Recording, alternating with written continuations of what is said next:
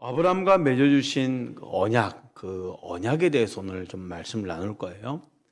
아브라함 하면은 또 하나님이 아브라함과 맺은 그 언약을 빼놓을 수가 없거든요. 우리가 아브라함을 나눌 때 항상 말씀드린 게 뭡니까? 아브라함이 먼저가 아니라 하나님이 먼저 아브라함을 만나 주셨다 했습니다. 우리도 마찬가지죠. 이 언약도 마찬가지예요. 하나님이 아브라함과 언약을 맺을 때 아브라함이 언약을 맺는 것이 아니라 하나님이 일방적으로 언약을 맺어 주신 것이요. 그래서 오늘 말씀 주제는 언약에 대한 부분이에요. 하나님과 인간의 관계를 우리가 확증할 수 있는 게 있어요. 뭐냐? 하나님 편에서는 언약으로 확증을 하고요.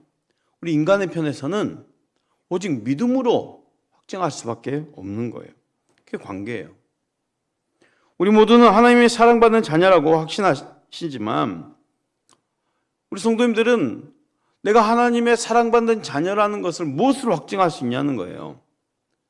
우리가 확증할 수 있는 것은요, 믿음밖에 없거든요, 사실. 죄와 사망에서 구원받았다라고 확신할 수 있는 그 증명이 내가 자격이 되었기 때문에, 어떤 공로가 되었기 때문에, 말씀을 많이 알았기 때문에 그게 아니라는 거예요. 오직 믿음으로예요. 따라합시다. 오직 믿음으로. 하나님 눈에는 사람이 보이지만 우리 사람의 눈에는 하나님이 보이지가 않습니다. 하나님 영이시기에 육의 눈으로는 볼 수 없는 것이죠. 하나님은 완전하시지만 사람은 완전하지 않죠. 하나님은 영원하시지만 사람은 시간과 공간 속에서 살 수밖에 없습니다. 그러니 영원하지 않죠. 하나님은 무한하지만 인간은 유한합니다. 하나님은 무엇이라도 부족함이 없으나 우리 인간은 만 가지가 다 부족하죠. 그럼에도 불구하고 하나님과 인간 사이에 관계가 형성되었다는 것인데 이게 말이 안 되는 거죠. 우리가 어떻게 하나님과 언약을 맺을 수 있냐는 거예요. 어떻게 언약 관계가 될 수 있냐는 거예요. 일방적인 관계가 아니면 맺을 수가 없는, 조건이 안 맞거든요. 하나님은 무한하신데 우리는 유한하고, 그렇죠? 하나님은 흠이 없으신데 우리는 만 가지가 부족한데 이 계약 조건이 성립할 수가 없어요. 그럼에도 우리는 하나님이 언약을 맺어주셨고 그 언약을 우리는 믿음으로 확증할 수밖에 없는 거죠. 예를 들어서 다른 종교는요, 이런 언약에 관계가 없습니다. 가까운 불교를 보더라도요, 부처가 언약을 주고 불교도들이 그 부처를 믿음으로 관계가 형성되는 것이 아니라는 거예요. 불교도들에게 있어서 부처는 그저 좋은 말을 많이 해준 분으로 이해합니다. 나 자신과 특별하게 관계가 되어 형성되어 있는 것이 아니라는 거죠. 부처는 이렇게 살고 저렇게 살아야 된다, 이렇게 살면 복을 받는다, 이 정도의 말은 했어요. 그러나 불교도들에게 언약을 준 게 아니죠. 내가 너에게 복을 주리라, 내가 너에게 구원을 주리라, 이렇게 언약을 해준 게 아니라는 거예요. 왜 언약을 해줄 수 없습니까? 사람이니까. 그렇잖아요. 부처도 일반 사람들처럼 유한하고 영원하지 않기 때문에 절대로 메시아도 아니고 하나님도 아닙니다. 혹 부처가 어떤 약속을 주었다 해도 그 약속은 사람이기에 시간과 공간 안에서 이게 영원한 효력도 없습니다. 그게 바로 하나님과의 차이점이죠. 그러나 하나님의 언약은 변하지 않고 영원하다는 거예요. 성경에서 말씀하고 있는 이 언약의 말씀은 시간과 공간을 초월해서 영원한 효력이 있습니다. 아브라함이 맺어주신 그 언약의 효력 안에서 여러분과 제가 있는 거예요. 성경에는요, 하나님이 한 사람 한 사람 맺어주신 그 언약들이 많이 있어요. 창조된 처음 사람에게 맺어주신 그 선악과 언약을 시작해서 홍수 후에 노아에게 준 그 무지개 언약, 모세와 세운 시내산 언약, 오늘 묵상하게 될 아브라함과 맺었던 그 햇불 언약 등이 많이 있어요. 근데 그 많은 언약들이요, 누구 안에서 다 성취되었냐는 거예요. 예수 그리스도 안에서 다 성취가 된 언약이라는 것입니다. 성경에 기록된 하나님과 맺은 수많은 그 언약들은요, 다 그리스도 예수 안에서 성취가 되는 언약입니다. 여호와의 언약은 사람들끼리 맺는 그런 계약과는 전혀 다르다는 걸 알아야 돼요. 사람들끼리 맺는 계약은요, 서로의 조건이 충족되어야 되잖아요. 맞아야 되잖아요. 비등해야 되잖아요. 예를 들어서 건물주가 되려면 그 건물 물건 값을 정당하게 충족시켜줘야 그 건물을 사서 건물주가 되는 것 아닙니까? 또 계약은 조건이 충족되는 사람끼리 맺었다가도요, 문제가 생기면 계약 파기가 됩니다.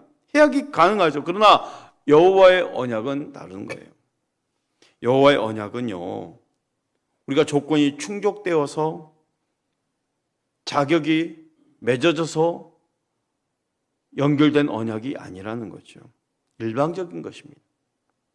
죄인이어서 자격이 없지만 하나님이 사랑하사 일방적으로 맺어주신 것. 그래서 하나님의 일방적인 사랑이죠. 아무런 조건 없이 우리에게 일방적으로 충족을 시켜주는 거예요. 무엇보다도 여호와의 언약은 해약이라는 게 없습니다. 파기되는 게 없습니다. 영원하사 완전하신 하나님이 맺어주신 언약이기 때문에, 그래서 하나님과 인간관계를 계약 관계를 하지 않아요. 언약 관계를 하는 거예요. 아시겠죠? 계약은 조건이 안 되면 파기가 되잖아요. 근데 언약 관계라고 그래요. 절대 깨질 수 없는 언약 관계. 그 모델이 이 땅 가운데 부부가 바로 언약 관계인 거죠. 성경에 보면 하나님과 언약을 우리가 더 쉽게 이해하기 위해서 여호와께서 아브라함과 맺어주신 그 언약에 대해서 더 깊이 나눠보도록 하겠습니다. 아브라함과 맺은 언약은요, 크게 세 가지로 요약할 수 있어요. 첫째는요, 자손을 많게 하겠다. 자손에 대한 언약이고요. 땅을 주겠다는 땅에 대한 약속이고요. 세 번째는 너로 말미암아 모든 민족을 복되게 만들겠다. 복의 근원 만들겠다. 이 세 가지 딱 정리해 보면, 하나님께 처음 갈대우르에서 아브라함 불러내실 때 자손을 주셔서 아브라함을 큰 민족 이루게 하실 거라는 약속을 주셨죠.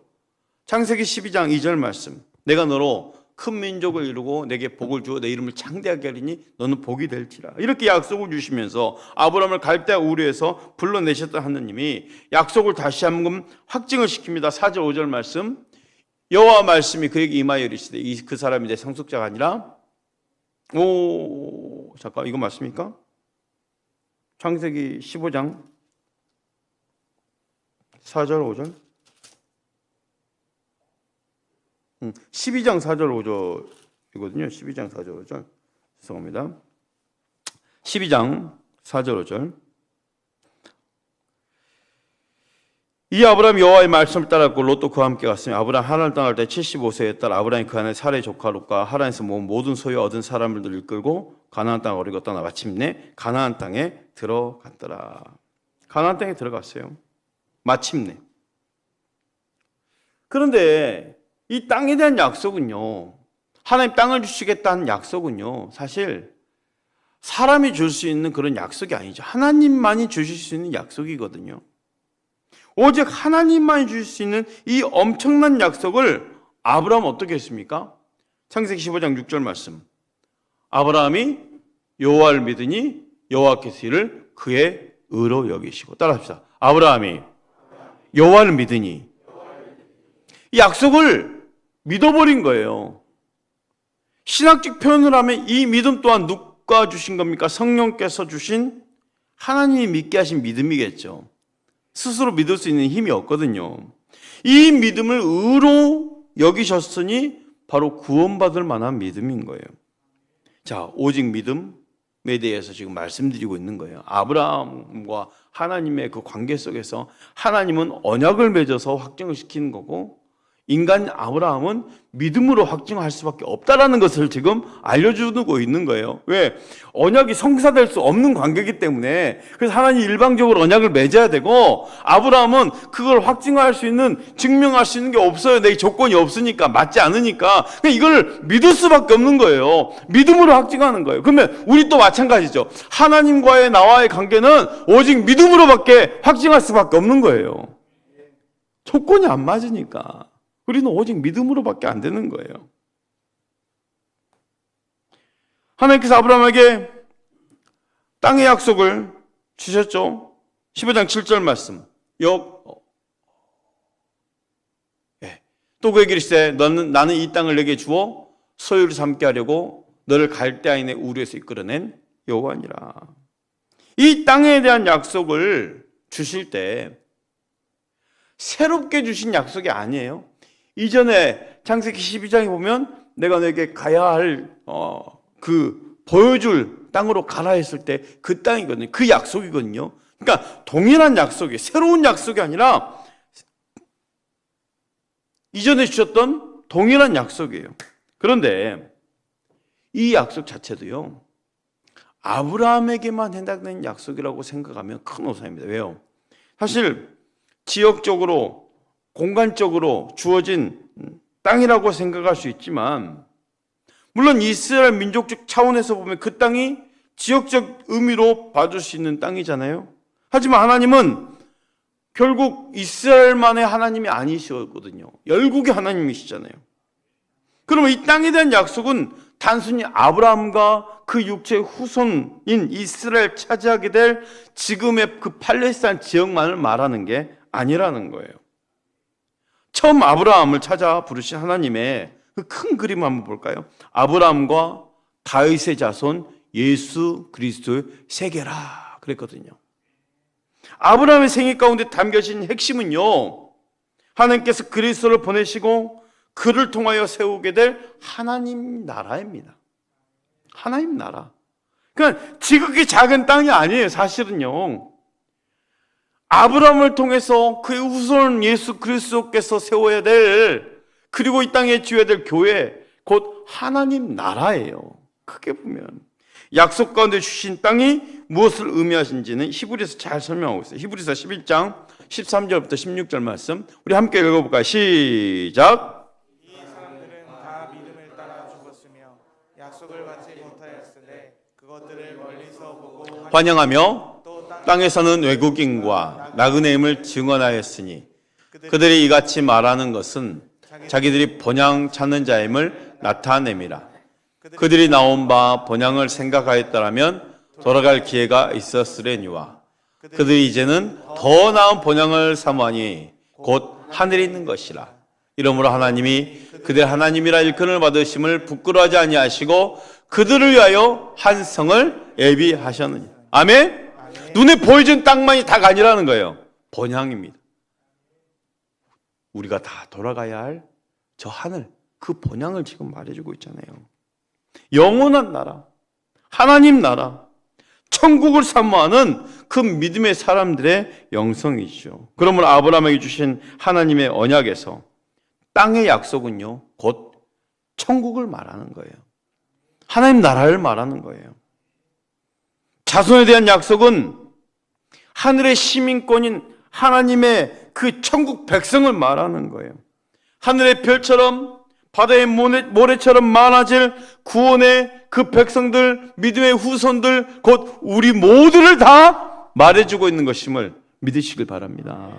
이 엄청난 약속 앞에 아브라함은 내가 무엇으로 이 언약을 받을 수 있겠냐고 반문하죠. 8절 말씀, 그가 이르되 주 여호와여, 내가 이 땅을 소유로 받을 것을 무엇으로 알리까? 그렇죠? 이렇게 반문하는 아브라함에게 언약의 확증으로 언약식을 하자는 거예요, 하나님이. 그렇잖아요. 하나님 말로만 하면 이게 누가 땅이 내가 어떻게 알 수 있겠습니까? 무엇으로 알 수 있겠습니까? 그러니 하나님이 하신 게 뭐예요? 그럼 너와 내가 언약하자. 언약하자. 인간의 방식대로 그 주신 언약에 대한, 약속에 대한 언약을 맺어 주시겠다는 거, 하나님이. 자, 언약을 맺는 방식, 그 과정을 봅시다. 시대적 배경, 그 당시 상황 가운데 언약을 맺는 거잖아요. 당시 배경 가운데 고대 근동 사람들이 계약을 맺는 독특한 방식이 있었어요. 뭐 문자나 어떤 그 도장이나 뭐 사인이나 그런 게 없을 당시잖아요. 흔히 모든 사람이 이해할 수 있는 방식으로의 그 당시의 방식대로 계약식입니다. 어떻게 그 당시 계약을 하냐? 재물을요, 짐승을 쪼개는 거예요. 절반 쪼개놓은 후에 두 약속의 당사자들이 그 쪼갠 고기 사이로 지나가는 거예요. 그 통과의 의미가 뭐겠습니까? 이 약속을 깨면 어떻게 되겠다? 찢어 죽는다 이거예요. 이게 계약 얼마나 단순합니까? 근데 난 하나님이 참 대단하다고 보는 게, 그 당시 그 시대 방식으로 계약을 했다는 거예요. 쪼갠 짐승 사이로 지나가자는 거예요. 그렇게 계약을 해주겠다는 거예요.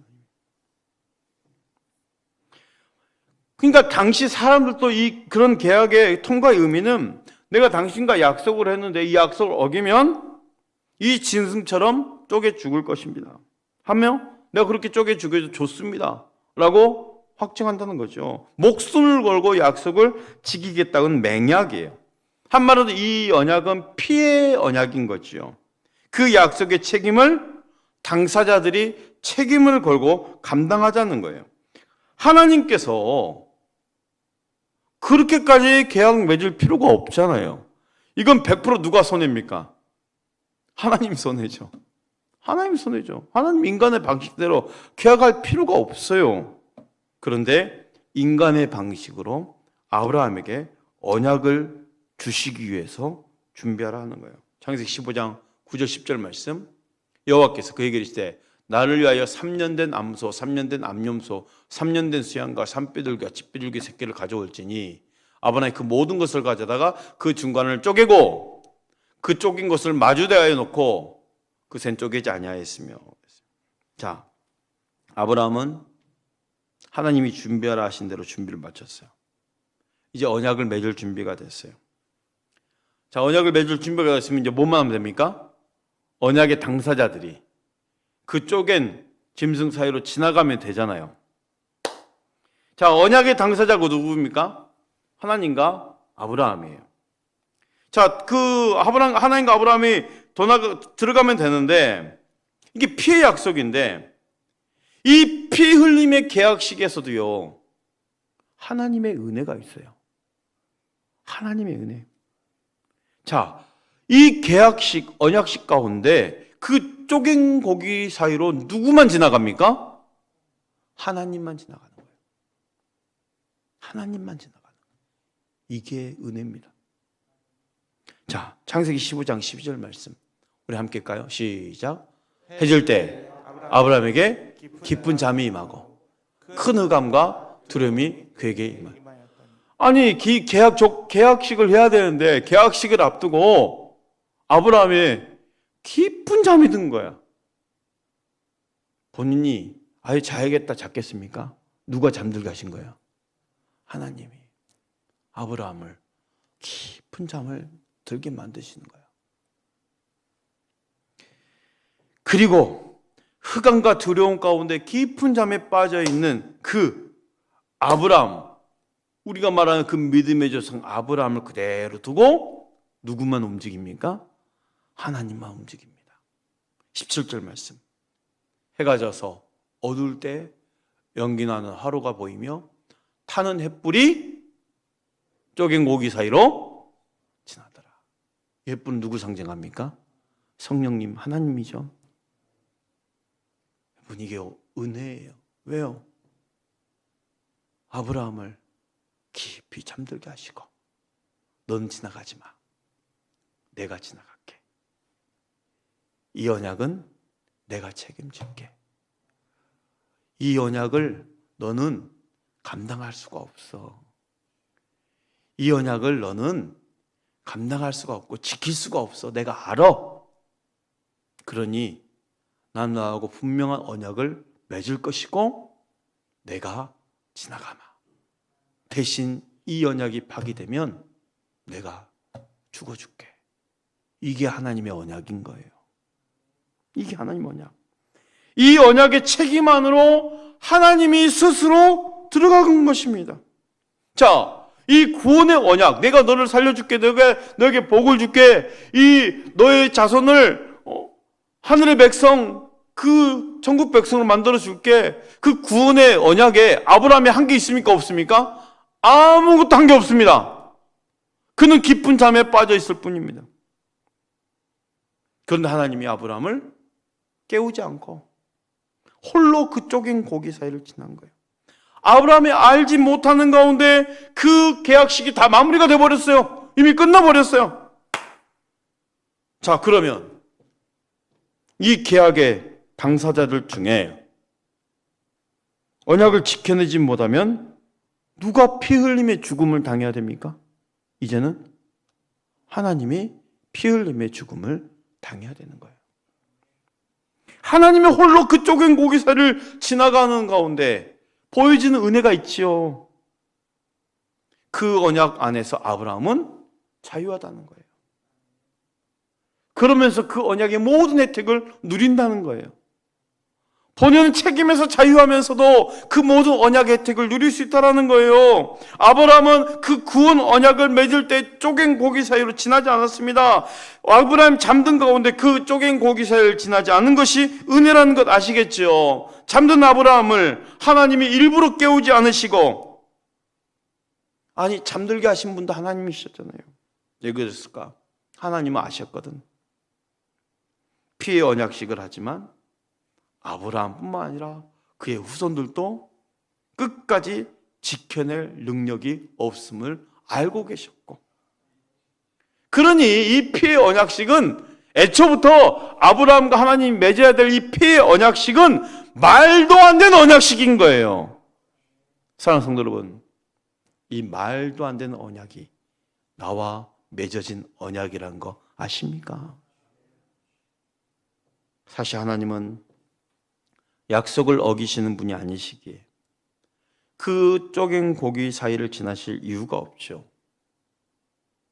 문제는 아브라함과 그의 후손들이에요. 우리들이에요. 하나님 주실 그 언약의 축복을 받을 자격도 능력도 없는 거예요. 그 받은 언약을 지켜내지도 못하고 어기는 일밖에 할 일이 없는 거예요. 인간이 약속을 하고 그 약속을 지킬 수 없기에 하나님이 홀로 그 쪼갠 고기 사이를 지나신 것입니다. 그렇다면 책임은 다 하나님께 있는 것이죠. 이제 언약식은 마쳤어요. 언약은 성사되었어요. 그 쪼갠 고기 사이를 지나신 하나님의 마음은 무엇입니까? 언약 안에 있는 아브라함과 그 후손들이 죄를 지으면 누가 죽겠다는 거예요? 내가 죽겠다는 거예요. 언약을 주신 하나님이 쪼개져서 피를 흘려주시겠다는 거예요. 하나님이 사람의 몸을 입고 오셔야 할 이유가 바로 여기 있던 것입니다. 하나님이 쪼개져서 피 흘려 죽으시기 위하여 사람의 몸을 입고 오시겠다는 예표가 바로 아브라함과 맺은 햇불 언약이에요. 그래서 이 햇불 언약을 은혜 언약이라고 우리가 말하고 있어요. 예수 이름 안에 모든 뜻이 담겨 있죠. 자기 백성을 저들의 죄에서 구원할 자. 처음부터 오실 때부터 쪼개져서 죽어 제물이 되기 위해 오신 것입니다. 하나님의 어린 양으로 언약의 책임 안으로 하나님 스스로 들어가셨잖아요. 구약의 언약에 있어서, 그 구원의 언약에 있어서 아브라함은 아무것도 할 일이 없었어요.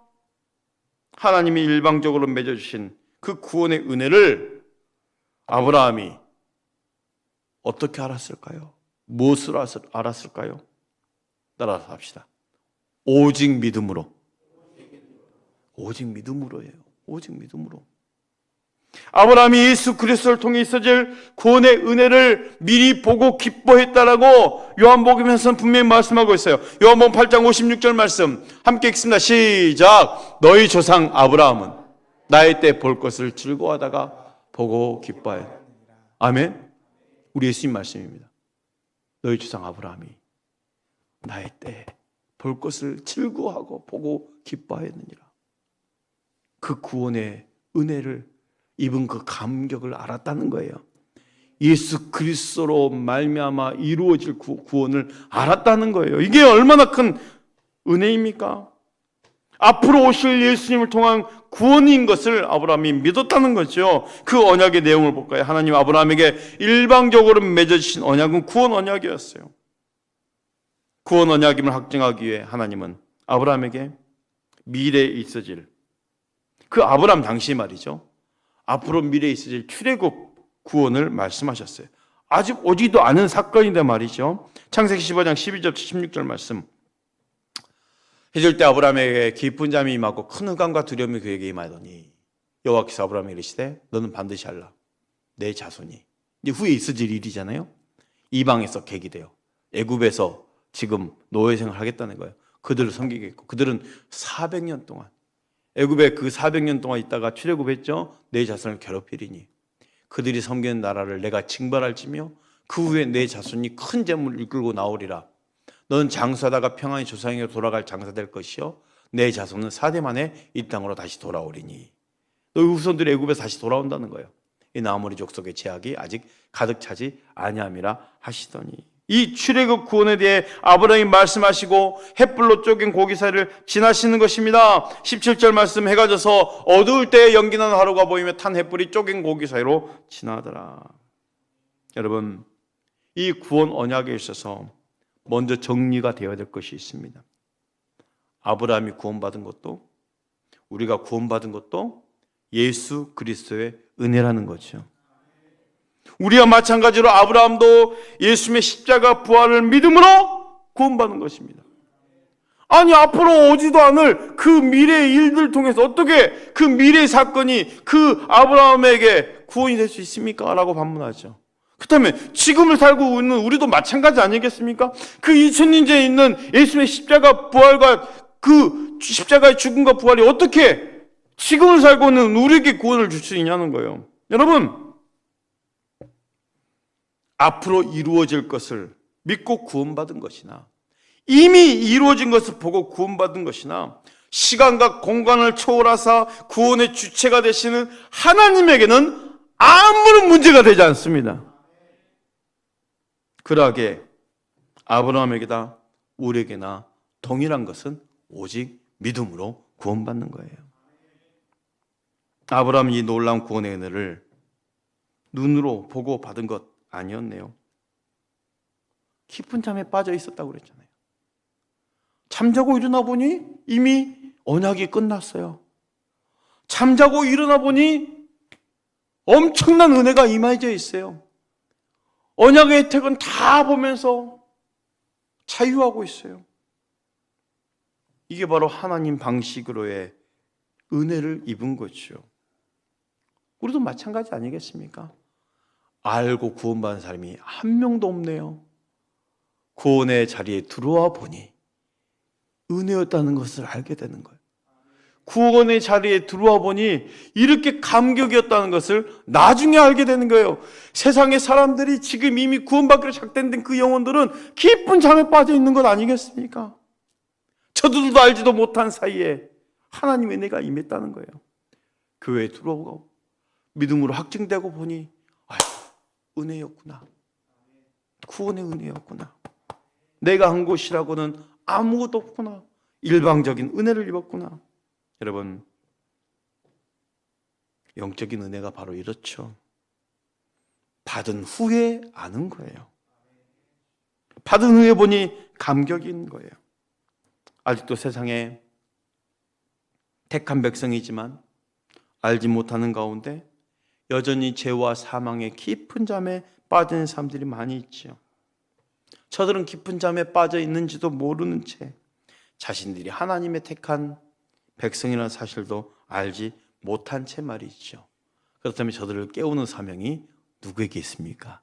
우리에게 있는 거예요. 우리에게. 저들에게 복음을 전하는 것은 우리의 사명입니다. 깊은 죄와 사망이 잠을 자고 있는 자들에게 오늘도 복음을 전하여 깨울 수 있는 우리 모두가 될 수 있기를 축복합니다.